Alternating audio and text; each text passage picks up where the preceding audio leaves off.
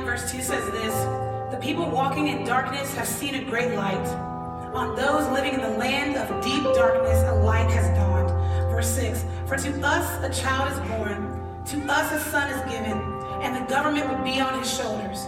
And he will be called Wonderful Counselor, Mighty God, Everlasting Father, Prince of Peace. Of the greatness of his government and peace there will be no end.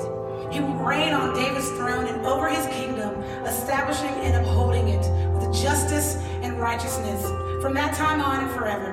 The zeal of the Lord Almighty will accomplish this." Church, as I read Isaiah 9, I can't help but think about and focus on verse 2.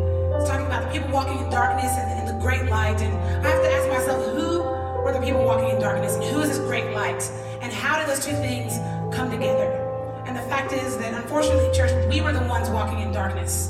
We were the ones born into sin. We were blinded by that darkness to our sin ever since. We wanted to do our own way. We wanted to do things in our own fashion. We wanted nothing to do with God. We rebelled against him. And so we had no hope of being reconciled back to God. And so you must be thinking, okay, how did we get from that state of darkness to being able to see this great light? And the answer can be found in verse 6. "For to us a child is born, to us a son is given." Church, Jesus Christ is that son. He is that great light.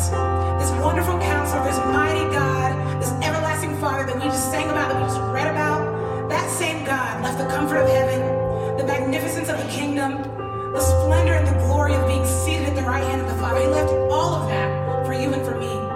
He came and lived the sinless life that you and I should have lived, and he died the gruesome death that you and I deserved. But praise God, church, that on the third day, Christ rose again, victorious, conquering the grave, so you and I. He conquered the grave on our behalf.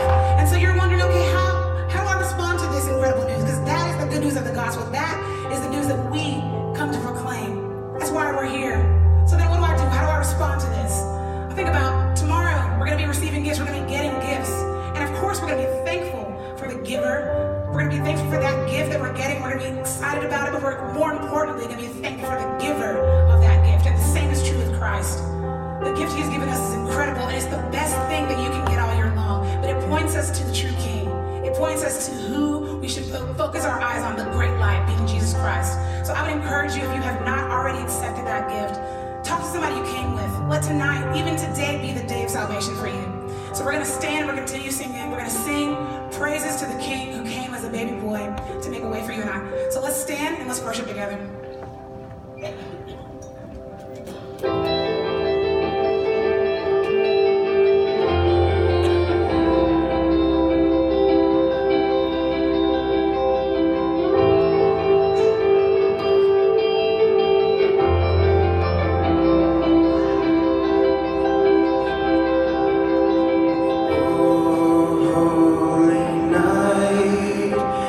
Stars are brightly shining. It is the night of the dear Savior's birth. Long lay the world in sin and never pining till he appeared. And the soul felt its worth.